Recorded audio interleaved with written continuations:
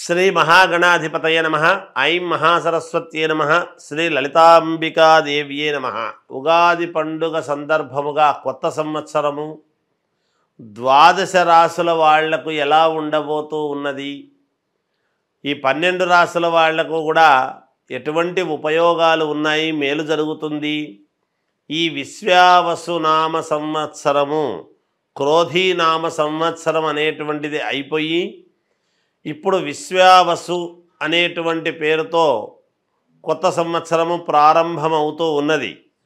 కనుక ఎప్పుడు ప్రారంభమవుతుంది అంటే ఆదివారం రోజు ఉగాది పండుగ అయినది.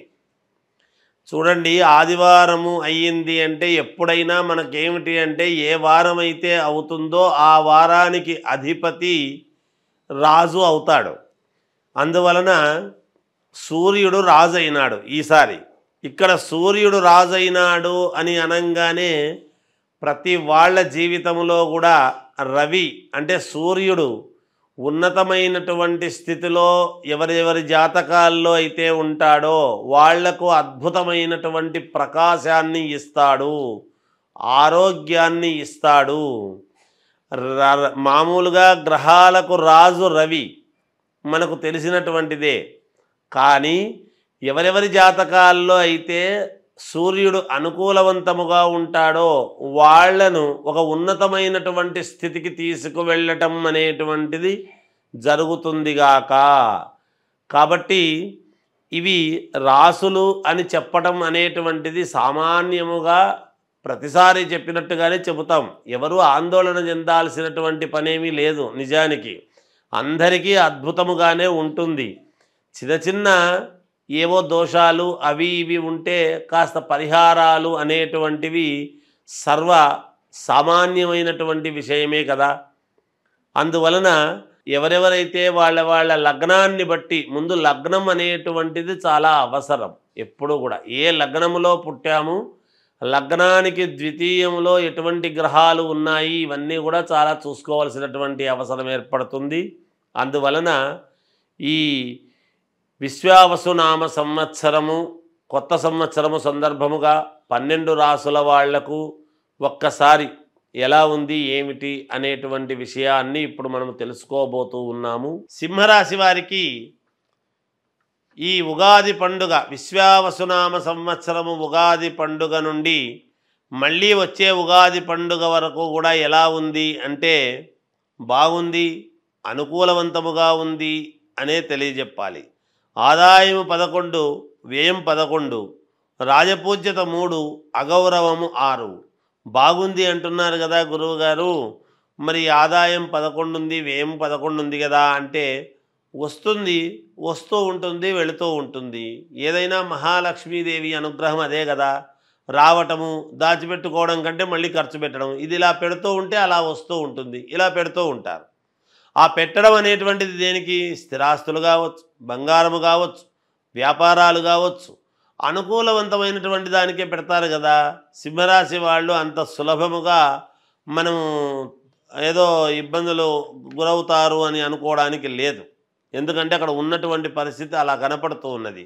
కాబట్టి ఖచ్చితముగా మేలే జరుగుతుంది గాక. నరదృష్టి అనేటువంటిది మీ రాశి వాళ్లకు చాలా ఉంటుంది. దీన్నే అధిగమించాల్సినటువంటి పరిస్థితి. అధిక శ్రమ, సమయానికి డబ్బులు లేకుండా చివరి నిమిషంలో అందడము లాంటివి జరగటము, మానసికంగా ఆందోళన కలిగి చివరికి పడడం లాంటివి జరగటము, ఇలాంటివన్నీ కూడా ఉంటాయి. అంతేకాకుండా బంధువుల వలన కొన్ని ఇబ్బందులు, తద్వారా యోగము మీకు అది ఉంటుంది గాక. లాయర్లకు, రైతులకు చాలా అంటే చాలా యోగవంతమైనటువంటి కాలముగా కనపడుతూ ఉన్నది. ఎందుకంటే రైతులకు మంచి ధనాదాయము, మంచి పంటలు పండటము అవన్నీ కూడా జరుగుతాయి.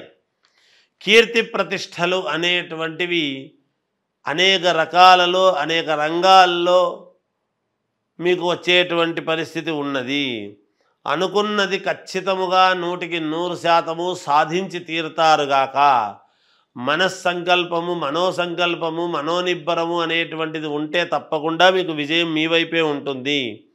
ఐఏఎస్, ఐపీఎస్ ఆఫీసర్లకు ఆఫీసర్లందరూ కూడా చాలా పట్టుదలతో పనిచేస్తారు, చాలా కసితో పనిచేస్తారు ఈ సంవత్సరం.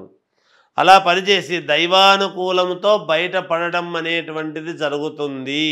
ఐఏఎస్ ఐపీఎస్ ఆఫీసర్లు, సినిమా రంగంలో ఉండేటువంటి వారికి, రాజకీయ రంగంలో ఉండేటువంటి వాళ్లకు కొన్ని పనులు చాలా దగ్గరి వరకు వచ్చి తప్పిపోవడము, తర్వాత మళ్ళీ వాటిని అందుకొని మీరు ముందుకు పోవటం అనేటువంటిది కూడా జరుగుతుంది గాక అధిక శ్రమ అనేటువంటిది చాలా ఉంటుంది.